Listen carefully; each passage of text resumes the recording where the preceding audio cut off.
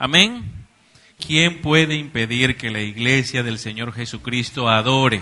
Nada ni nadie puede impedir eso. A lo largo de la historia muchos intentos se han tratado de hacer y cada uno de ellos ha sido frustrado. Amén. Le damos gracias a Dios porque hoy podemos estar aquí en el primer día de campaña aniversario. El día de mañana vamos a tener con nosotros al hermano Remigio Portillo, también un predicador dotado que nos ha bendecido ya con varias de sus ponencias acá en nuestra congregación. Y el día domingo en la mañana tendremos al predicador, nuestro hermano Heriberto Díaz, estará con nosotros en la mañana también enseñándonos. Y en la noche tendremos al pastor invitado Daniel Romero. Hoy abro yo, pero cada uno de los predicadores de este fin de semana estaremos hablando del mismo tema: el papel y la responsabilidad de la iglesia en la crisis venezolana. Ese es el tema que vamos a estar tratando. Yo creo que esta serie de enseñanzas no comenzó el día de hoy. Yo creo que comenzó el día miércoles en la noche. Había estado preparando un mensaje para predicarlo el día de hoy y por supuesto estaba preparando otro a la par de ese. Me gusta mucho preparar sermones y a veces tengo 2, 3 bosquejos por allí en los que estoy trabajando. Y ese no me aguanté porque tocó mi corazón muchísimo y no me aguanté y exploté aquí en el púlpito el día miércoles y disparé el mensaje el día miércoles. Pudo haber sido el mensaje del día de hoy y lo enseñé ese día. Allí estábamos hablando de lo que hace un siervo de Dios en medio de la crisis. El título del mensaje fue Cuando Dios parece desilusionarnos. Decíamos que Habacuc, el libro donde se centró el mensaje, él, ante la crisis de su nación, él oró. Fue lo primero que hizo. Lo segundo que hizo fue estar dispuesto a escuchar la palabra de Dios cuando Dios hablara. Fue lo segundo. Lo tercero fue estar dispuesto a dar a conocer la palabra de Dios a su nación. Y por supuesto, ya lo cuarto y último que hizo fue adorar, alabar a Dios, aunque la situación crítica, el desorden social que había en su nación aún se mantenía. La confianza en Dios lo hizo llenarse de adoración y exaltar a Dios. Y entonces tomamos esos principios para aplicarlos a la iglesia. En tiempo de dificultades, la iglesia debe orar más que cualquier otra cosa. En tiempos de dificultades, la iglesia debe recibir de Dios su palabra, la Biblia. Dios nos habla a través de la Biblia, a través de la predicación en el templo, los estudios bíblicos, el discipulado, nuestro propio devocional en casa. Dios nos habla. En tercer lugar, la iglesia debe estar dispuesta siempre a enseñar con la palabra de Dios y ministrar a la sociedad donde se encuentra. Y por supuesto, la iglesia debe adorar. ¿Qué debe hacer una iglesia en tiempo de crisis? Cada una de esas cosas que he mencionado. Hoy quiero hablarles de el propósito, fundamento y misión de la iglesia. Ciertamente, amados hermanos, estamos viviendo en una época muy difícil para la sociedad venezolana. No hay alimentos al alcance del ciudadano común. La crisis hospitalaria es terrible. No se consigue medicamentos por ninguna parte. El salario como sal se disuelve en el agua. El discurso que escuchamos de distintos partidos políticos se torna amenazador. El discurso es violento. En la calle hay terror, violencia, robo. Ver las noticias hoy día es como sentarse a ver una película de terror y resulta dificultoso no deprimirse ante tal situación en la que nuestro país se encuentra. Otros hablan de paz, pero no hacen absolutamente nada para hacer la paz. Cada vez más violencia. En esta sociedad caótica se encuentra la iglesia. Ahora preguntamos, ¿cómo debe actuar la iglesia? ¿Será que debe formar parte del activismo e involucrarse en el quehacer político? ¿O acaso la iglesia debe mantenerse inerte y no ejercer ninguna función ante el caos social? ¿Cuál es la función de la iglesia? Recuerde que para poder responder esas preguntas necesitamos establecer una fuente de autoridad. Y nuestra fuente de autoridad ya está establecida. ¿Me oye? Es la palabra de Dios, la Biblia. ¿Qué nos dice la palabra de Dios acerca del propósito de la iglesia? ¿Qué nos dice de su fundamento y qué nos dice de su misión? Escuche bien, la gloria de Dios es el propósito de la iglesia. Efesios, capítulo 1, versículo 4 al versículo 14, nos habla de ese propósito. Abra su Biblia, por favor, allí en Efesios, capítulo 1, versículos 4 al 14. Dice así la palabra de Dios. Según nos escogió en Él antes de la fundación del mundo, para que fuésemos santos y sin mancha delante de Él. En amor, habiéndonos predestinados para ser adoptados hijos suyos por medio de Jesucristo, según el puro afecto de su voluntad, para alabanza de la gloria de su gracia, con la cual nos hizo aceptos en el amado, en quien tenemos redención por su sangre, el perdón de los pecados, según las riquezas de su gracia, que hizo sobreabundar para con nosotros en toda sabiduría e inteligencia, dándonos a conocer el misterio de su voluntad, según su beneplácito, el cual se había propuesto en sí mismo, de reunir todas las cosas en Cristo, en la dispensación del cumplimiento de los tiempos, así las que están en los cielos como las que están en la tierra. En Él, asimismo, tuvimos herencia, habiendo sido predestinados conforme al propósito del que hace todas las cosas según el designio de su voluntad, a fin de que seamos para alabanza de su gloria.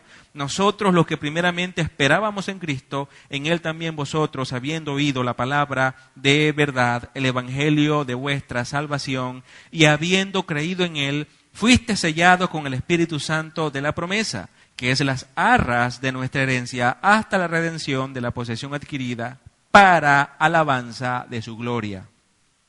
No sé si usted habrá notado la frase que se repite 3 veces a lo largo de este pasaje. En el versículo 6 encontramos nosotros esa primera frase. Dice, para alabanza de la gloria de su gracia. En el versículo número 12, nuevamente volvemos a encontrar la frase cuando dice, para alabanza de su gloria. Y finalmente en el versículo 14, una vez más termina el versículo 14 diciendo, para alabanza de su gloria. Entonces, la respuesta a la pregunta, ¿cuál es el propósito de la iglesia? Está claramente establecido por el apóstol Pablo en este pasaje de Efesios. La gloria de Dios es el propósito de la iglesia. Todo lo que la iglesia hace debe ir en función de glorificar el nombre de Dios. Por lo tanto, antes de la iglesia realizar alguna actividad, debe preguntarse, ¿glorifica esto el nombre de Dios? ¿Deja su nombre bien en alto? Entendamos que Dios escogió a la iglesia según el consejo de su voluntad. De manera que cuando Dios entonces instituye la iglesia, el propósito que Dios mismo le da a la iglesia es ese, que podamos glorificar su santo nombre. Pero preguntémonos entonces, ¿qué es la gloria de Dios? Muchas personas hablan de esa gloria, pero no tienen un concepto claro acerca de él. El término griego de la palabra gloria es doxa, que fue traducido como gloria, pero que también puede traducirse como opinión. De hecho, ese es el significado de la palabra gloria, opinión, de manera que al hablar o hacer algo nosotros debiéramos levantar la opinión que las personas del mundo tienen acerca de Dios. Fíjese que el tema que Pablo está manejando a lo largo de la carta a los Efesios es que la gloria de Dios se manifiesta en la iglesia y a través de ella. Entonces, ¿quién es el ente encargado para dar a conocer el carácter de Dios al mundo? La iglesia. Somos nosotros quienes Dios ha designado. Él nos ha dado esa tarea. Por lo tanto, la iglesia en todo lo que hace tiene que dar a conocer el carácter de Dios. Ahora bien, de la forma que esta palabra es usada en algunos pasajes de la Biblia, la palabra gloria significa, número 1, honor, número 2, excelencia, y número 3, significa también reputación. Entonces, la palabra gloria es usada para significar la brillantez de Dios, su grandeza. Cuando nosotros entonces estamos hablando de la gloria de Dios, estamos hablando de todo lo que se relaciona con Dios, que es inmensamente grande. Cuando Dios deja ver la gloria de Él, lo que Él está manifestando entonces son sus atributos, que eso es lo que define su carácter. Fíjese bien cuáles son los atributos de Dios. Algunos de ellos voy a mencionar aquí. Poder, gracia, amor, misericordia, omnisciencia, omnipotencia, sabiduría, eternidad. Y podríamos pasar la noche y la vida entera nombrando atributos de Él porque nunca terminan. Dios es infinito y todo lo que tiene que ver con Él es infinito también. El Salmo capítulo 19, versículo 1 dice: los cielos proclaman la gloria de Dios y la expansión anuncia la obra de sus manos. Fíjese que la creación misma da la gloria al Creador. Cuando nosotros observamos los cielos, vemos el diseño y vemos su poder manifestado en la creación. Dios hace todo para su propia gloria y la iglesia, hermanos, no es la excepción. Cuando nosotros vamos a Isaías, capítulo 43, en el versículo 7, allí la palabra de Dios dice, en la versión de las Américas, dice: a todo el que es llamado por mi nombre y a quien he creado para mi gloria, a quien he formado y a quien he hecho. En ese pasaje, la palabra está refiriéndose al remanente de Israel que era fiel a Dios. Pero la enseñanza clara es que todo lo que Dios ha creado lo ha hecho para su propia gloria. Algunos podrían decir que Dios es egoísta porque hace todo para Él, solo para su gloria. Yo pregunto, ¿debería Dios glorificar a alguien más? ¿Existe una persona que sea más grande que Dios? ¿Que sea más eterna que Dios? Hasta decirlo es absurdo. Dios es Dios porque nadie puede ser mayor que Él y nadie ni siquiera se puede igualar a Él. Así que no existe nadie más a quien darle la gloria, toda la honra debe ser dirigida entonces al Señor. Por tanto, hermano, entendamos también que el despliegue de sus atributos no beneficia a Dios porque ya Dios tiene todo. Cuando le damos la gloria a Dios, no estamos beneficiándolo a Él porque Dios no necesita nada de nosotros. Él es suficiente en sí mismo. Cuando la creación toda le da gloria a Dios, quien se beneficia realmente es la creación. Cuando la iglesia glorifica a Dios, la iglesia es quien resulta bendecida, no Dios, porque Dios es suficiente, repito. Ahora bien, Dios ha querido mostrarse a través de su iglesia y por medio de ella enseñarle al mundo. Esa ha sido la decisión que Dios mismo ha tomado. Él quiere dar a conocer su gloria.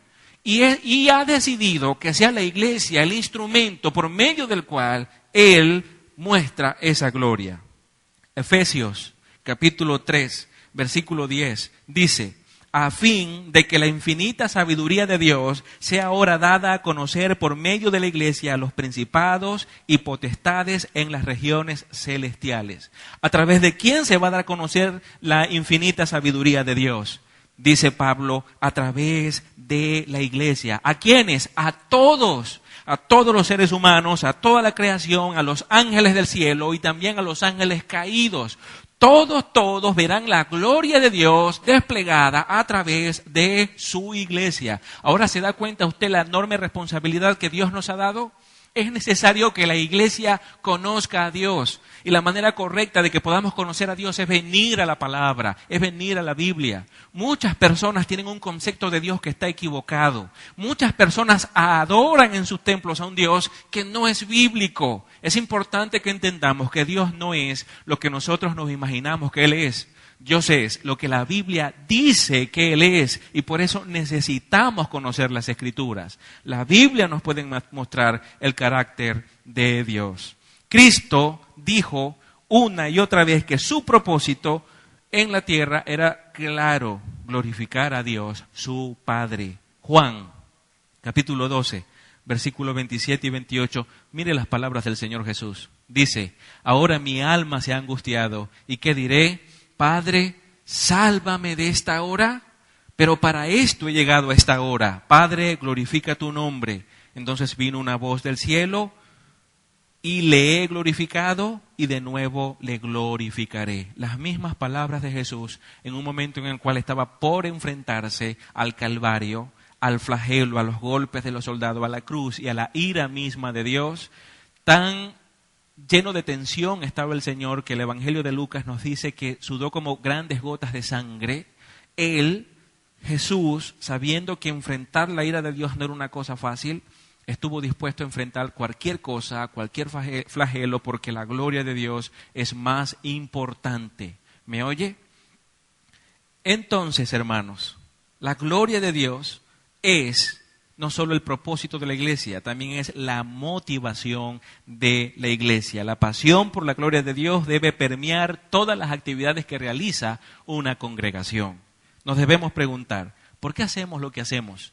Cuando vienes a la iglesia y te sientes a escuchar un mensaje, ¿por qué lo haces? ¿Qué te movió a venir a la iglesia a escuchar una predicación?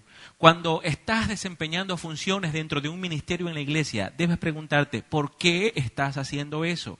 ¿Por qué evangelizas? ¿Por qué quieres conocer más a Dios? Otra pregunta que debemos hacernos es, ¿por qué diezmamos? A algunos se les ha dicho que diezmen porque Dios multiplica el 100 por 1 y entonces lo hacen para recibir más, pero no están diezmando con una motivación correcta. La motivación correcta debe ser glorificar a Dios y adorarlo por medio del diezmo o las ofrendas. ¿Por qué cantamos? ¿Por qué levantamos nuestras voces y exaltamos a nuestro Dios? El propósito de todo lo que hacemos tiene que ser uno solo. Tiene que ser glorificar a nuestro Dios. No puede haber nada más. No puede haber otra motivación detrás de todo lo que nosotros realizamos en la iglesia. Yo le invito que vaya conmigo a 1 Corintios, capítulo 10, y veamos lo que dice el versículo 31. Mire lo que Pablo mismo le dice a esta iglesia en medio de ciertos grises que se estaban presentando. ¿Qué hacer? ¿Comer de lo sacrificado a los ídolos o no comer? Entonces Pablo les dice a ellos en el versículo 31 del capítulo 10, si pues coméis o bebéis o hacéis otra cosa, hacerlo todo para la gloria de Dios. Todo lo que nosotros hacemos debe ser motivado para dejar el nombre de Dios bien en alto, para mostrar su amor, para mostrar su misericordia, para mostrar su bondad. Cada iglesia, cada creyente, cada cristiano debe apasionadamente, porque esto no debe ser una carga para el cristiano, debe apasionarnos mostrarle el amor de Dios al mundo en la forma como nosotros amamos. Debe apasionarnos tener actos de bondad hacia el mundo porque Dios es bondadoso. Nosotros debemos actuar como Jesucristo actuaría si Él estuviese en nuestro lugar. Claro que no somos perfectos como Jesús lo fue, pero estamos aprendiendo la palabra de Dios y en la misma medida que vamos aprendiendo más de Dios, eso tiene que ir cambiando nuestras vidas y a medida que nuestras vidas van siendo cambiadas, nuestra conducta debe mostrar más el carácter de Jesucristo. La idea es esta, que la palabra de Dios que tú vas aprendiendo va forjando el carácter de Cristo en ti y cada vez ese carácter se va haciendo más nítido. No puede pasar el tiempo en que estemos escuchando la palabra de Dios y no avancemos, no maduremos. ¿Me oye? La razón por la que fuimos creados, perdonados, redimidos y ahora somos preservados es la gloria de Dios. No es otra. Eso es lo que la Biblia a nosotros nos enseña. Ahora bien, al final de los tiempos, la iglesia, la novia de Cristo, es vista haciendo lo que Dios propuso.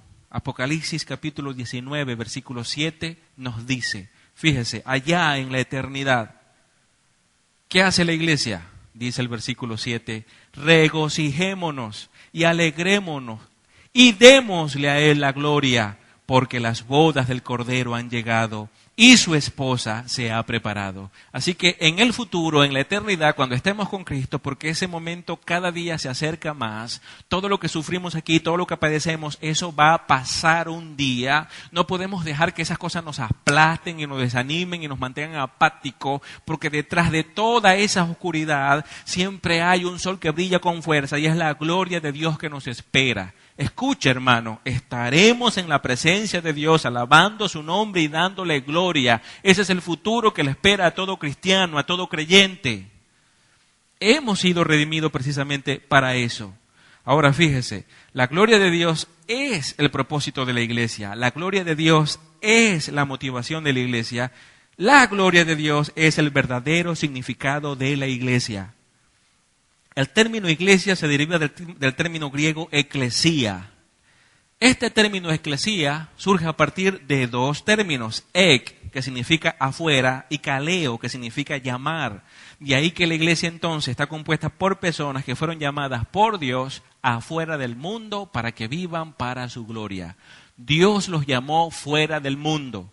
Estamos en el mundo, pero no pertenecemos a este mundo, de manera que la iglesia no debe comportarse, no debe conducirse como el mundo se conduce.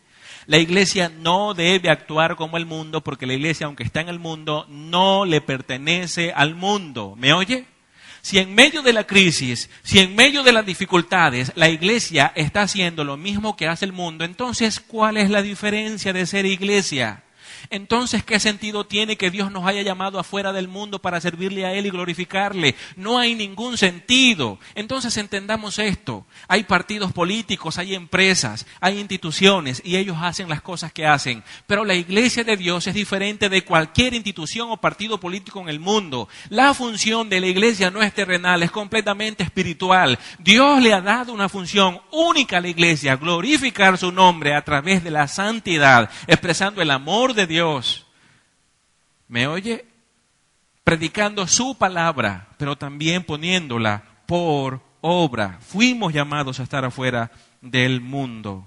Por lo tanto, formamos un reino de sacerdotes que proclaman los atributos de Dios a través de la redención misma que hemos recibido. Pedro lo dijo de esta manera en su primera epístola, capítulo 2, versículo 9. Dijo: pero vosotros sois linaje escogido, real sacerdocio, nación santa, pueblo adquirido para posesión de Dios, a fin de que anunciéis las virtudes de aquel que os llamó de las tinieblas a su luz admirable. ¿Se da cuenta? Fuimos llamados de las tinieblas y fuimos llamados a la luz admirable de Dios para mostrar, para dar a conocer las virtudes de Dios mismo. Así que la tarea de la iglesia, su función es precisamente dar a conocer las virtudes de Dios al mundo, con sus acciones, con la predicación. Así que, hermanos, la gloria de Dios es el llamado de la iglesia. ¿Cómo podemos entonces mostrar mejor la gloria de Dios al mundo? ¿De qué manera? Fíjese bien, la iglesia debe mostrarse siempre humilde, no arrogante. Muchas personas muestran arrogancia en el mundo, la iglesia debe mostrar humildad. Jesucristo mismo nos dijo a nosotros que fuésemos mansos y humildes como Él. Así que la tarea que Él nos puso, así como un maestro cuando le da la tarea a los alumnos para la casa, es que aprendamos de Cristo, que es manso y humilde. Le pregunto, iglesia, ¿usted aprende de Cristo? ¿Está aprendiendo usted del Señor Jesucristo su humildad? ¿Está aprendiendo usted del Señor Jesucristo su mansedumbre? En eso es donde es lo que debe estar centrada nuestra atención. En Él, cómo vivió, cómo enseñó, y nosotros entonces debemos imitarlo. La iglesia debe intensificar su confesión de pecado, porque aunque somos hijos de Dios, pecamos y lo hacemos a diario. Por lo tanto, cada vez que oramos tenemos que pedirle a Dios perdón por nuestras fallas, por nuestras culpas, por esos pensamientos que a veces tenemos que ofenden su santidad. ¿Me oye? Porque a veces nos molestamos con un hermano, porque hablamos mal de alguien. Siempre estamos cometiendo errores y debemos pedir perdón. Recuerde que el pecado entorpece nuestra relación con Dios. Entonces la iglesia debe ser humilde y la iglesia debe intensificar su confesión de pecado. Y por supuesto, la iglesia debe intensificar su disciplina, porque la disciplina la mantiene pura. Cuando un miembro peca dentro de la congregación, debe ser amonestado. Porque eso le va a enseñar al resto de la congregación a mantenerse en santidad. El pecado no es cualquier cosa. Si tenemos la vista gorda sobre el pecado en la congregación, eso va a infectar a la iglesia. Y la iglesia no puede parecerse al mundo. La iglesia tiene que ser distinta del mundo, porque entonces no estaríamos dando la gloria a Dios. Y por último, la iglesia debe intensificar su adoración a Dios. Adorarlo, pero adorar es más que estar en el templo y levantar nuestras voces a Él cantando.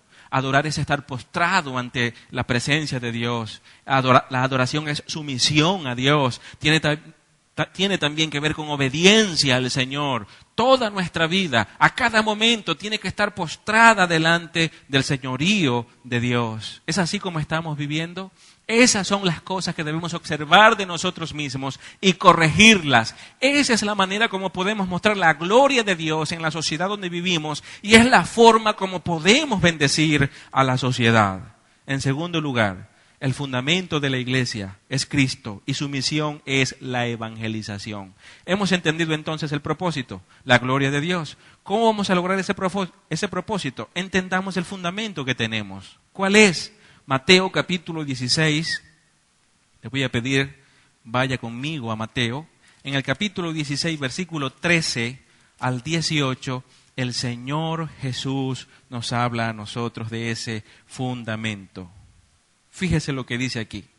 Viniendo Jesús a la región de Cesarea de Filipo, preguntó a sus discípulos diciendo, ¿quién dicen los hombres que es el Hijo del Hombre? Ellos dijeron, unos Juan el Bautista, otros Elías y otros Jeremías o algunos de los profetas. Él les dijo, ¿y vosotros quién decís que soy yo? Respondiendo Simón Pedro dijo, tú eres el Cristo, el Hijo del Dios viviente. Entonces le respondió Jesús, bienaventurado eres Simón, hijo de Jonás, porque no te lo reveló carne ni sangre, sino mi Padre que está en los cielos. Y yo también te digo que tú eres Pedro, y sobre esta roca edificaré mi iglesia, y las puertas del Hades no prevalecerán contra ellas. Escucha lo que dijo Jesús, sobre la roca Él edificaría la iglesia. Esa roca no es lo que enseña el catolicismo romano, que es Pedro, y entonces así establecieron la sucesión papal. Eso es un engaño.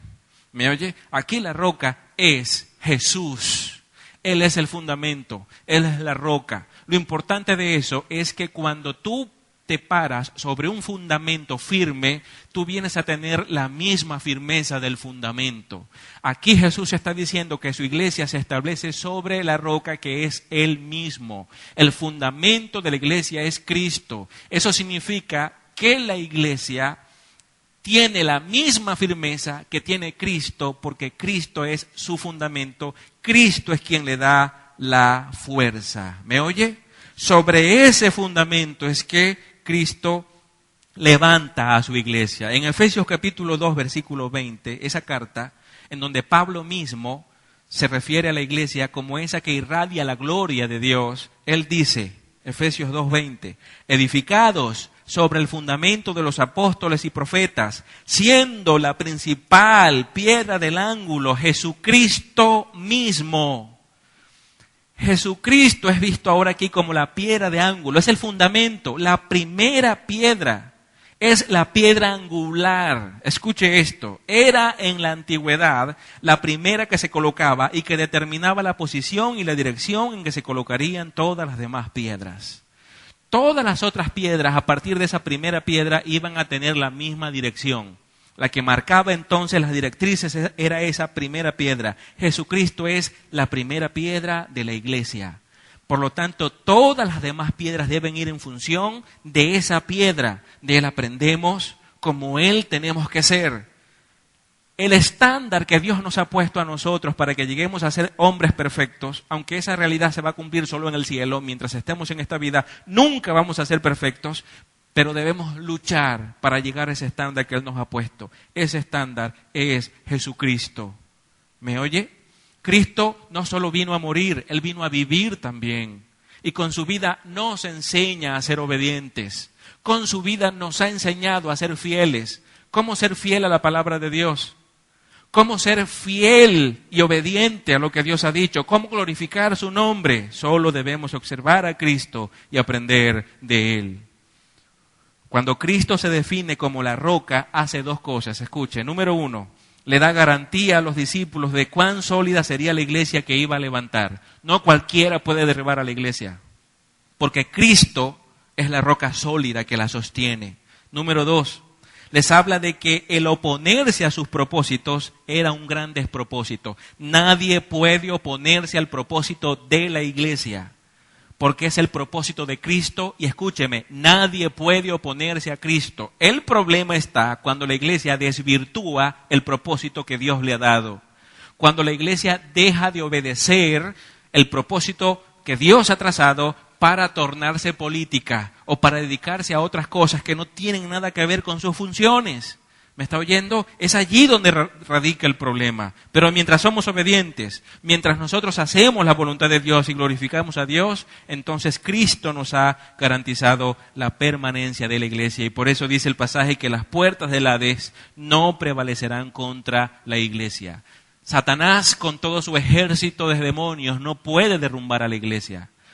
A lo largo de la historia hemos visto cómo muchos gobiernos han perseguido a la iglesia y han querido borrarla de la faz de la tierra. Cada uno de esos gobiernos han caído. Roma ya no existe y muchos otros gobiernos han dejado de ser. Y la iglesia sigue en pie y sigue predicando y sigue adorando. ¿Por qué razón eso ha sucedido? Porque Cristo ha prometido hacer que su iglesia permanezca. Es una promesa que Cristo mismo nos ha dado. Nada ni nadie en este mundo podrá derrumbar a la iglesia del Señor. Así que podemos ser una iglesia segura, firme, porque Cristo es nuestra roca. Él es nuestro fundamento.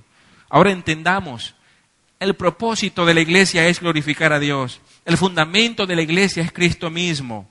Y la misión de la iglesia no es otra que la evangelización.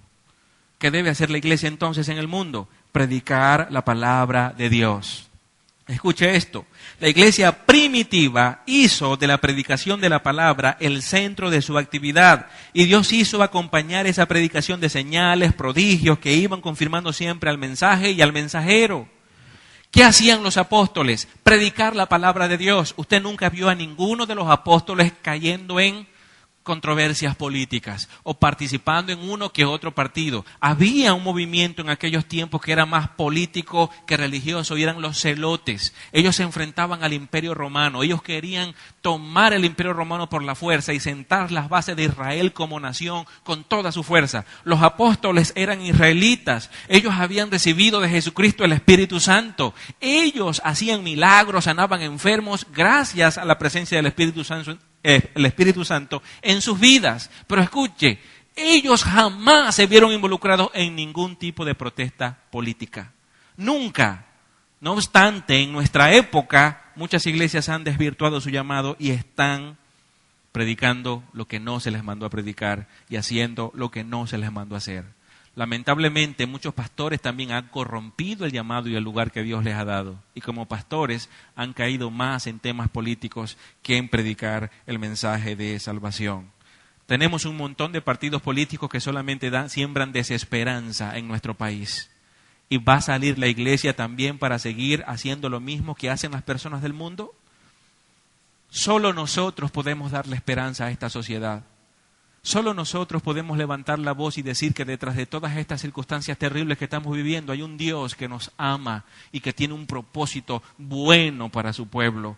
Y decirles a los que no pertenecen al pueblo de Dios, a su iglesia, que se arrepientan y vengan a Cristo, porque Cristo tiene un propósito bueno y Él va a lograr su propósito. Solo la iglesia puede dar un mensaje de esperanza. Todos están dando un mensaje violento, todos dan un mensaje amenazador, todos se insultan unos a otros y dicen mentiras unos a otros. ¿En quién podemos creer en esta sociedad que se está corrompiendo cada vez más?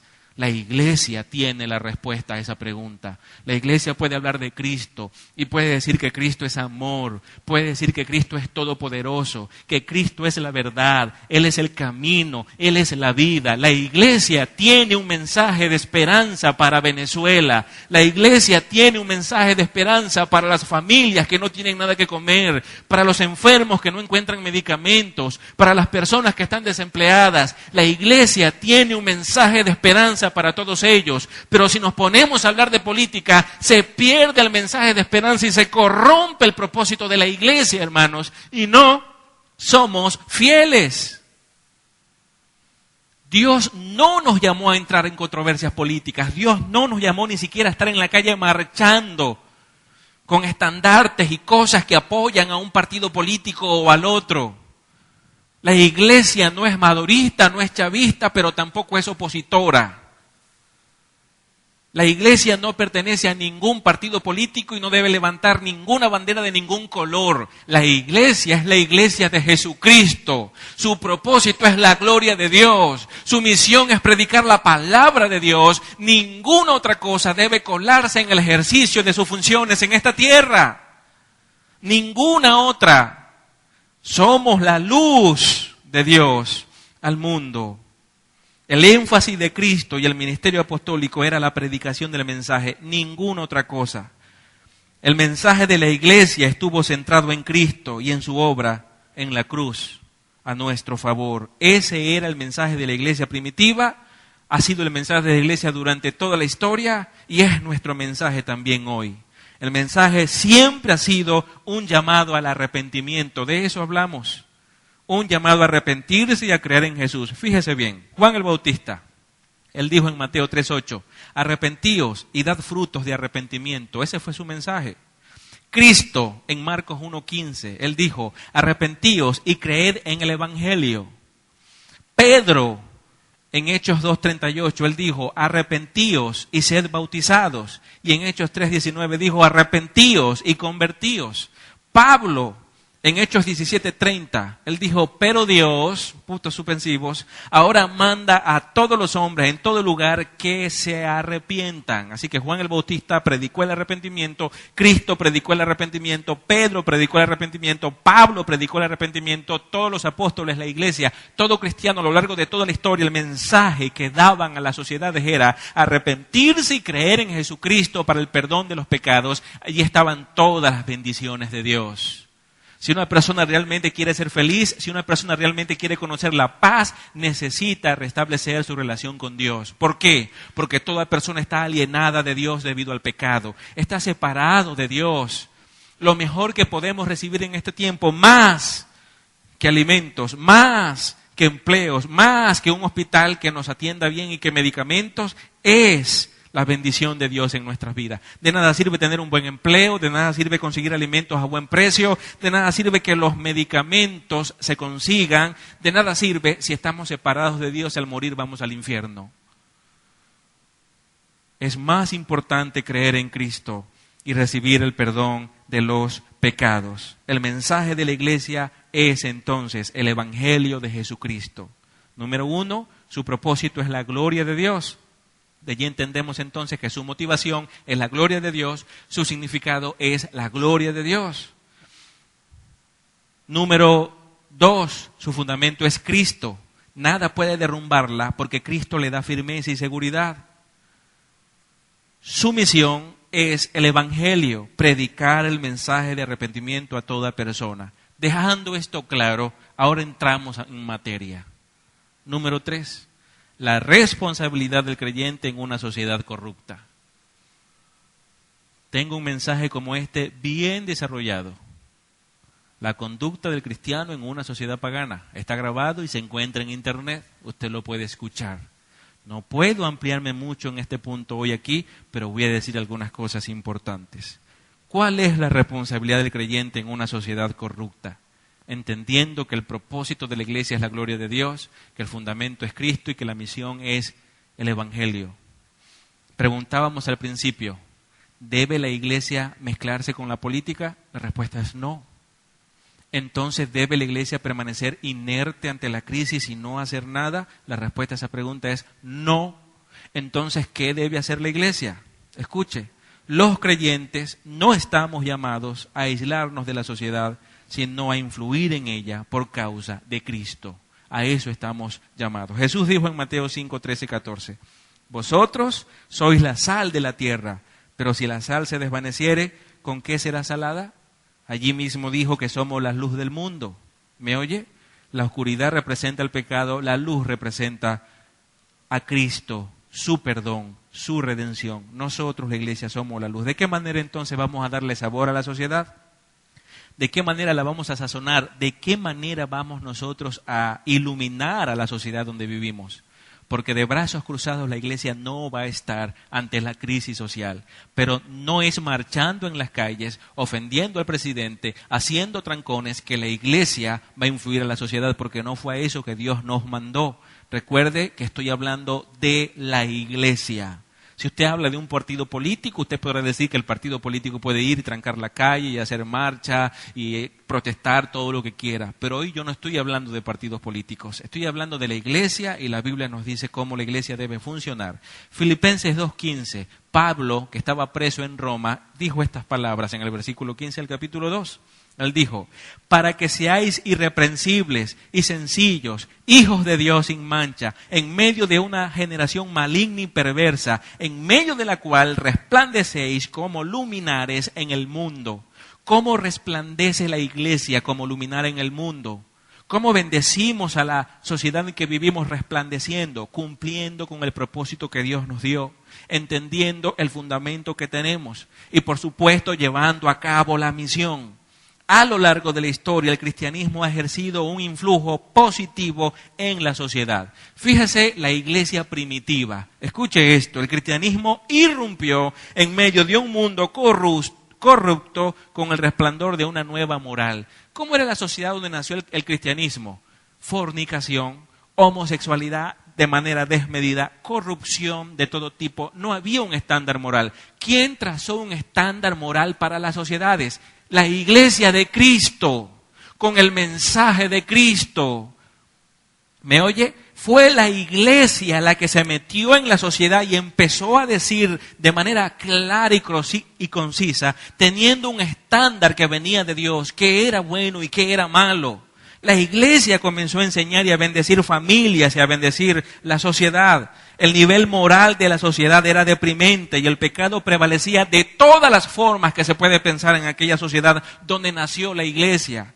Los cristianos primitivos subrayaban la importancia de someter toda su vida al señorío de Cristo. Lo enseñaban con el testimonio que daban, con la santidad. Podían ver familias realmente unidas, amorosas, padres enseñando realmente a sus hijos. La sociedad entonces empezó a ver en los cristianos que podían funcionar si tomaban en cuenta sus valores, sus principios. Muchos gobernantes honestos, al ver el cristianismo y cómo ellos vivían, entendieron que era necesario aprender de la iglesia de Cristo para hacer que la sociedad dejara de tener tanto desorden moral.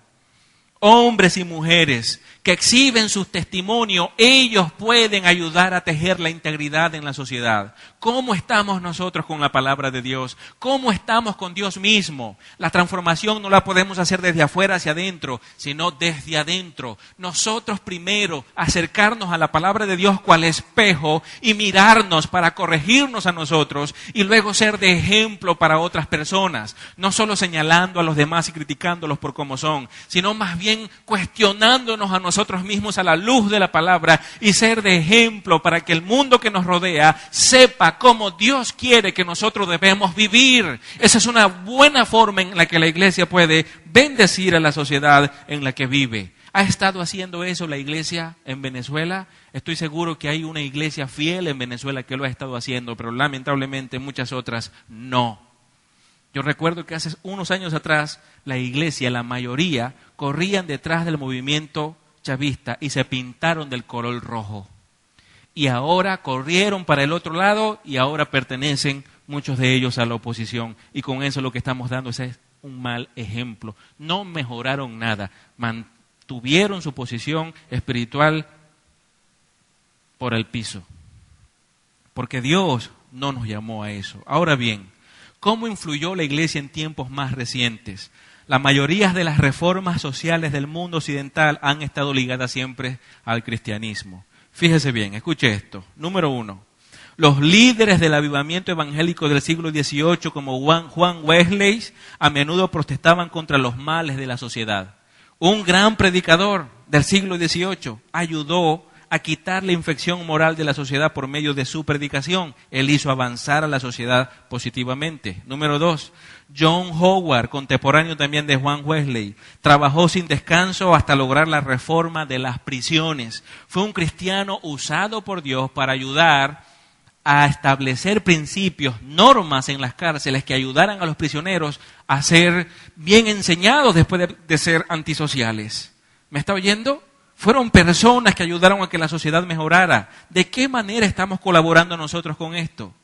Y sigue escuchando. Número 3. El gran avivamiento guiado por predicadores de la talla de Jonathan Edwards, George Whitefield, trajo consigo el establecimiento de varias universidades.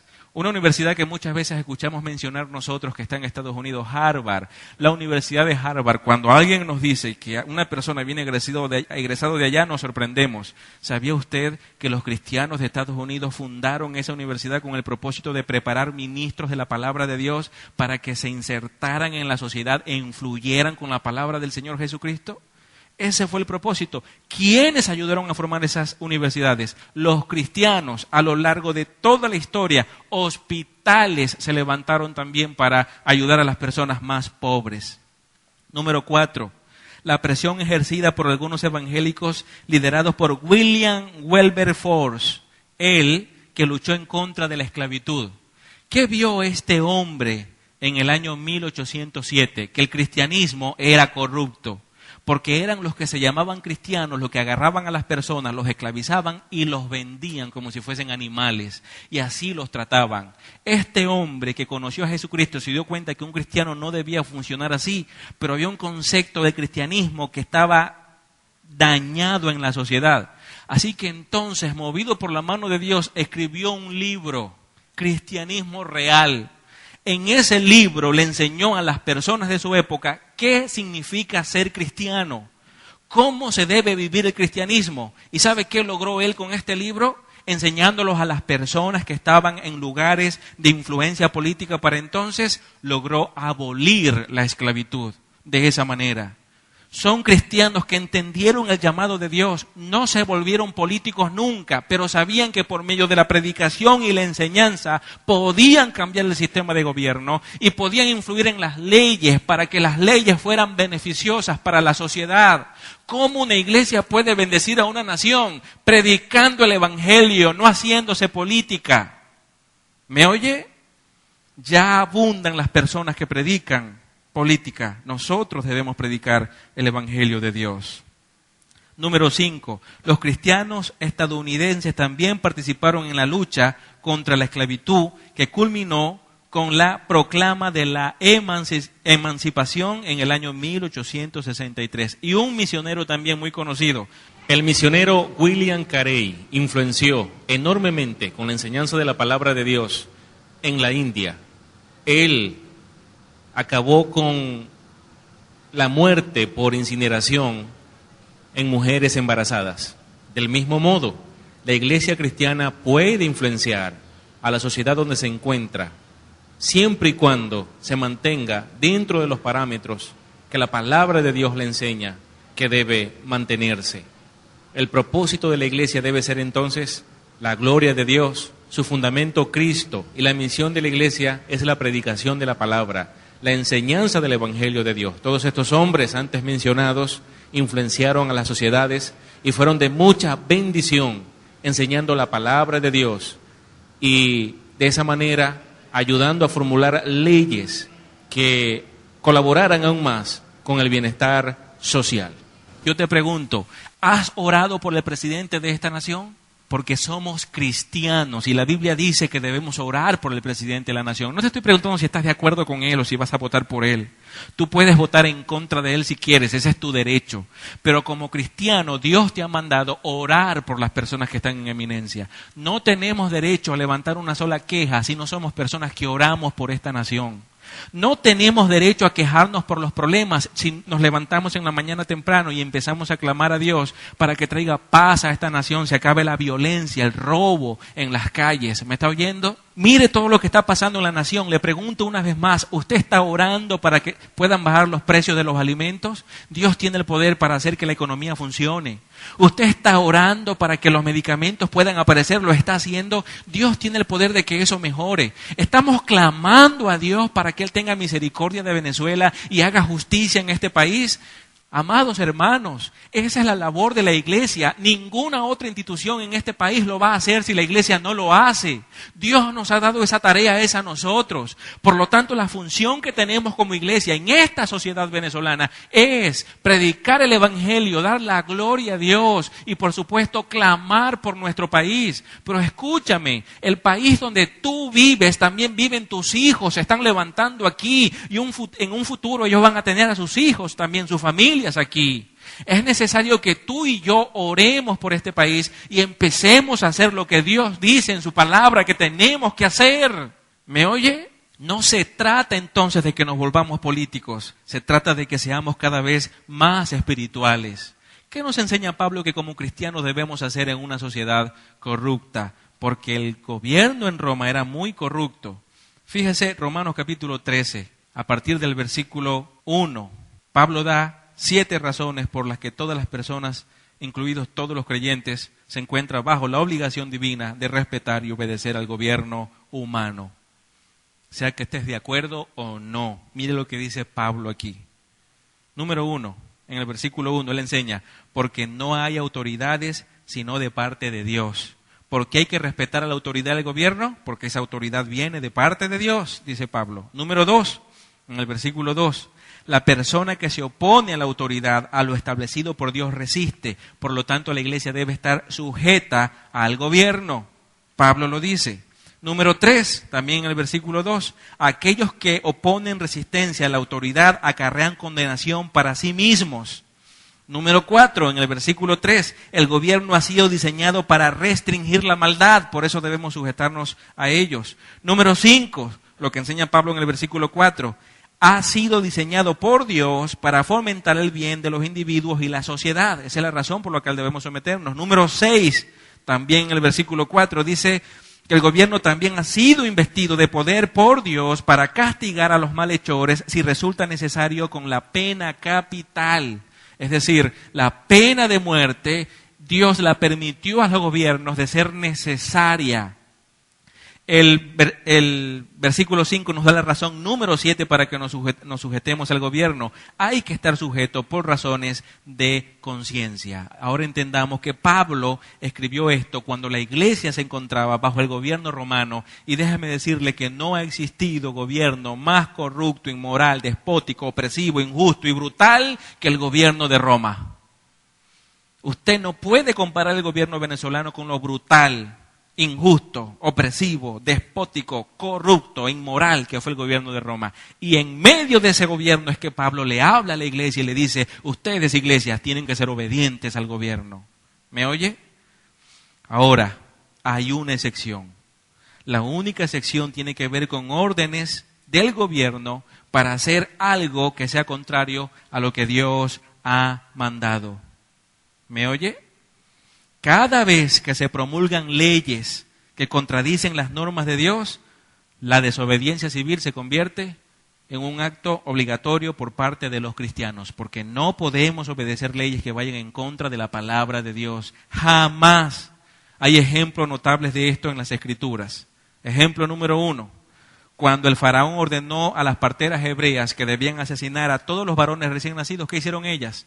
Desobedecieron, porque ellas tenían temor de Dios. Cuando el rey Nabucodonosor emitió un edicto de que todos los súbditos debían caer de rodillas ante una imagen de oro que él había mandado hacer, hubieron 3 personas que no se sujetaron, Sadrach, Mesach y Abednego.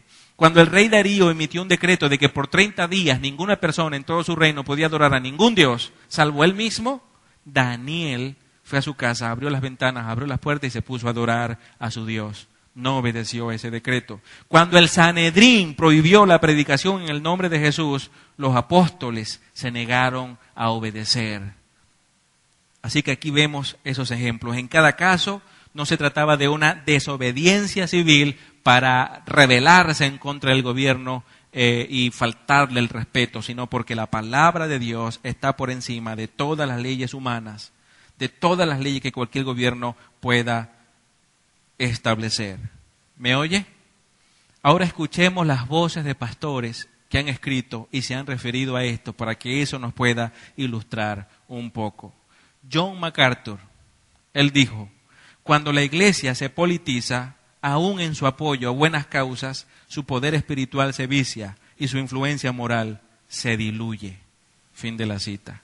Robert Culver, un gran teólogo también, escribió un libro titulado Hacia una visión bíblica del gobierno civil. Él dijo estas palabras, y cito, los miembros de iglesia cuyo activismo cristiano ha consistido en levantar pancartas, marchar, protestar, clamorear, harían bien en observar por un momento al autor de estos versículos, Romanos 13, 1 al 7, y le verán primero dedicado a la oración, luego intercambiando consejos con sus amigos y después de eso predicando en las casas y en las plazas. Cuando Pablo era escuchado por las autoridades era para defender sus acciones como predicador que iba de camino al cielo.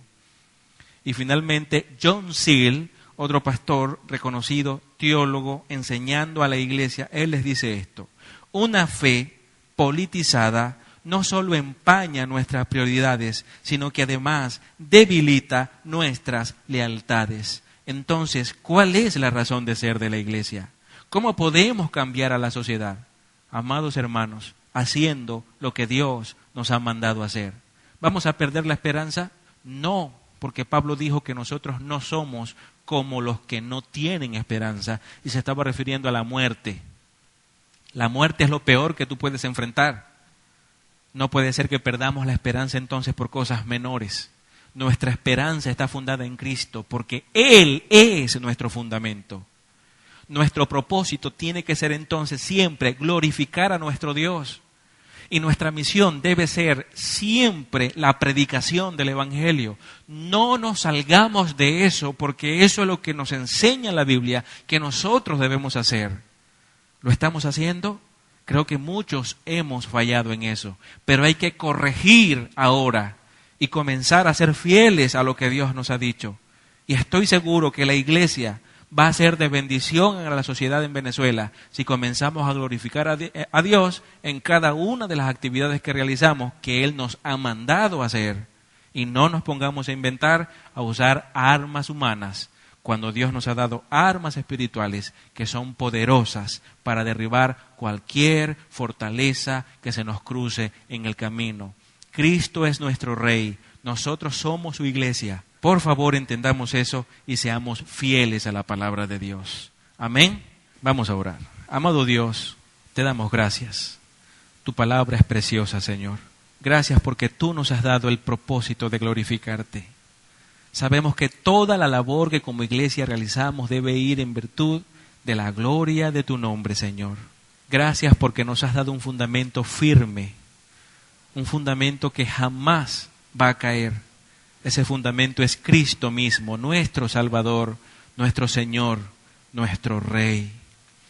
Gracias porque tú nos has trazado una misión, y es la predicación de tu palabra, de tu mensaje, de tu evangelio. Gracias porque nos enseñas que debemos ser sumisos a todas las leyes civiles, pero no sujetarnos a esas que vayan en contra de tu palabra, Señor. Y gracias porque a lo largo de la historia has usado a la iglesia para influenciar positivamente a las sociedades. Y sabemos que no será la diferencia en nuestro país, Venezuela. Te pedimos que con poder seamos una herramienta en tus manos para bendecir a esta nación. Y que fundados en Cristo, con el propósito de darte la gloria, cumplamos la misión que nos has dado. Y es a dar a conocer tu palabra a cada persona en esta sociedad, para que entiendan que hay esperanzas, porque detrás de toda esta circunstancia difícil está tú, Señor, controlándolo todo. Gracias te damos, Dios, en el nombre de Jesús. Amén y amén.